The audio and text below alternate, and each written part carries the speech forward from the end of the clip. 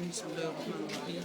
الحمد لله رب العالمين، والصلاة والسلام على أشرف المرسلين سيدنا محمد وعلى آله وأصحابه أجمعين، ثم أما بعد. التدخين هو مرض العصر،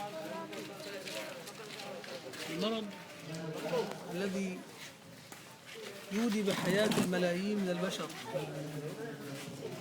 لكنهم عن هذا الأمر غافلون،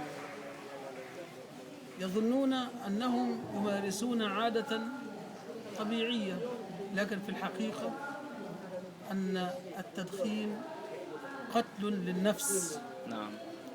الله سبحانه وتعالى حرم على الإنسان أن يقتل نفسه بآلة أو بغيرها، بآلة حديدة أو بسجارة أو بغير ذلك.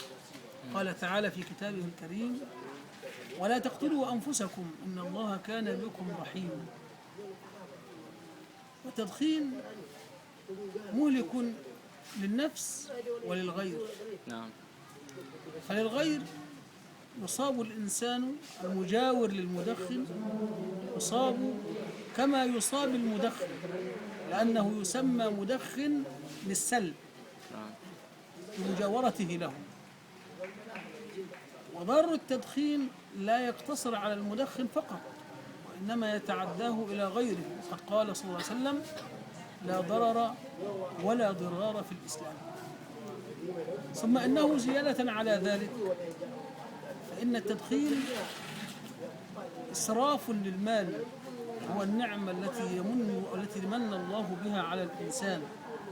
قد حرم الله الإسراف فقال تعالى: ولا تسرفوا إنه لا يحب المسرفين. وهو تبذير أيضا، قال تعالى: إن المبذرين كانوا إخوان الشياطين. الذي يدخن هذا يظن أنه أمر هين، لكنه عظيم، عظيم لأنه يقتل نفسه ويضرها ويضر غيره. يقتل نفسه ويؤذي غيره، والإسلام نهانا عن ذلك أشد النهي.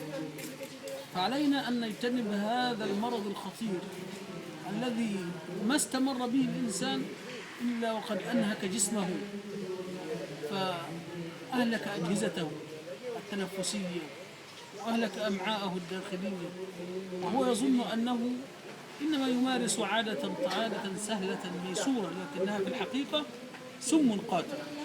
ولذلك يكتبون على الأطباء أو أصحاب الشركات، يكتبون على علبة السجائر: التدخين ضار جدا بالصحة. نعم. وهم بهذا ينقذون أنفسهم من القانون. لكن الله سبحانه وتعالى سيحاسبهم على ذلك، كما سيحاسب من يتجرع هذا الدخان ومن يترتب عليه أذى ومن يقع عليه الأذى من غير المدخن. سيحاسب الله المدخن هذا والذي صنع الدخان ويتظن أنه مكروه، لأنه لو قلنا أنه مكروه بلغة القرآن الكريم فإنه معناه حرام. حرام، لأن الله سبحانه وتعالى قال عن الزنا وعن أكل مال اليتيم وعن التكبر والتعالي في الأرض، قال عنه: كل ذلك كان سيئه عند ربك مكروها. فلو كان التدخين مكروه بهذا المعنى فهو حرام، لأن الزنا حرام، ولأن شرب الخمر حرام، ولأن قرب مال اليتيم حرام، أكل مال اليتيم حرام، ولأن أيضا التكبر حرام، فهو أيضا حرام.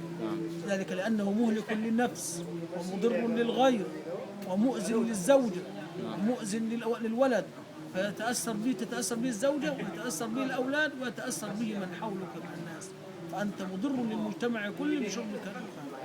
إذن هذا الفعل حرام حرام، وقد أفتى بذلك علماء الأزهر الكرام أخيرا، أفتوا بحرمة التدخين، ونشرت الفتوى على لسان أحد علماء الأزهر الذي كان يتولى الإفتاء قبل الشيخ علي جمعة. الله تعالى أعلم. شكرا.